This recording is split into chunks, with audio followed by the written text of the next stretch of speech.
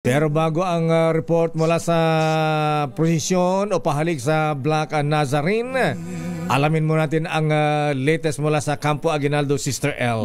Ang Armed Forces of the Philippines tiniyak na may proteksyon na kontra sa cyber intrusion. RH52 Edniel Parosa. Edniel. Lakay at Sister L, tiniyak ng militar na mayroon itong kapabilidad na makadetect at makaiwas na rin sa cyber intrusion gaya na lamang ng mga hacking. Ginawa ni AFP spokesperson Colonel Francel Padilla pahayag sa Campo Aguinaldo sa harap ng ulat na tinarget ng Chinese hackers ang mga datos ng sundalo maging ng presidente ng Pilipinas. Ayon kay Padilla, kabilang sa mga ginagawa ngayon ng AFP ay ang koordinasyon sa mga kaalyadong bansa at mahigpit na makikipag-ugnayan sa mga kapwa-ahensya ng pamahalaan gaya na lamang ng DICT. Pero hindi kinumpirma ng opisyal ang report na napasok ng hackers ng ilang sensitibong impormasyon ng Malacanang o maging ng AFP. Kapatid na may binuong Cyber Command ang hanay, katuwang ang Intelligence Command dito.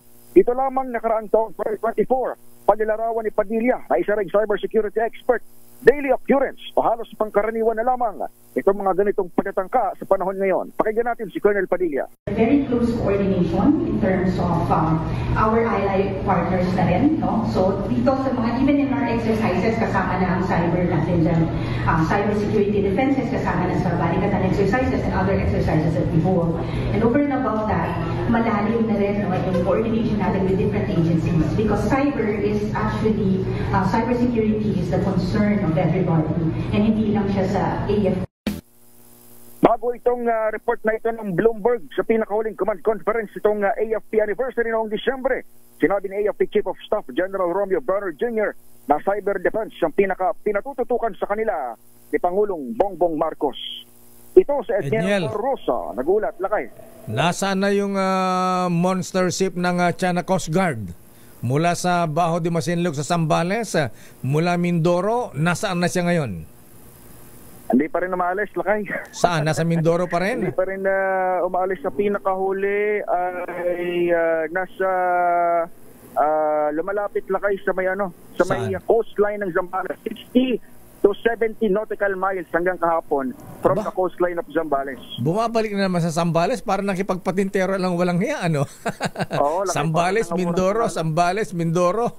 Walang hiya. Tsaka napakalapit na nito, 60 to 70 nautical miles sa sa coastline ng Zambales. Parang nangaasar na lang talaga. At ganun na nga. Alam naman siguro. Oo, kasi wala naman tayong ginagawa. Pero still, payo pa rin ang Commander-in-Chief, Lakay, dahil kung matatandaan mo, noong December lamang nagkaroon ng command conference dito sa Campo Crame rin, ang kanyang guidance sa security sector, kasama na yung Coast Guard at AFP, ay wag tayong mag-provoke o gumawa ng aksyon na ikatataas ng tensyon. Kaya ngayon, ang Coast Guard natin, monitor at patuloy sa radio challenge dyan sa Monster Ship 5901. Hanggang monitoring na lang tayo.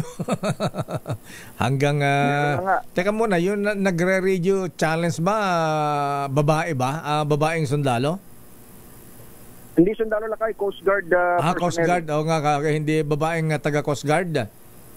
Yung dyan sa video na piniplay ngayon, Lakay, sa RHTV, pero iba-iba rin yung taga-PRP Cabra ito, Lakay, ang nakikita ko sa video.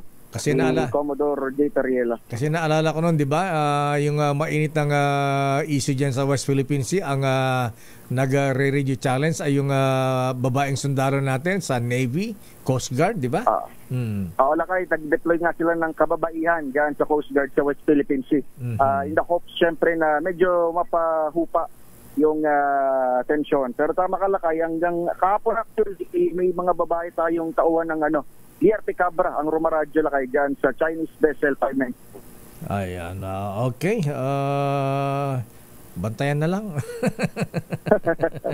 Subaybayan na lang. Ayan, kaya lang nakaasar din mga ganyan. Parang talaga nangaasar talaga sila. Ayan. Oo, Lakay. Pero sabi nga nung may source tayo sa Campo Aguinaldo, Lakay, sabi, ibang usapan na kapag binasaktang mangingisda. So far, wala naman. At yan lang talaga. Nanguurat talaga itong China Coast Guard dyan sa ating karagatan. Balik sa inyo, Lakay at Sister. Maraming salamat, Edniel Parosa mula sa Campo Aguinaldo.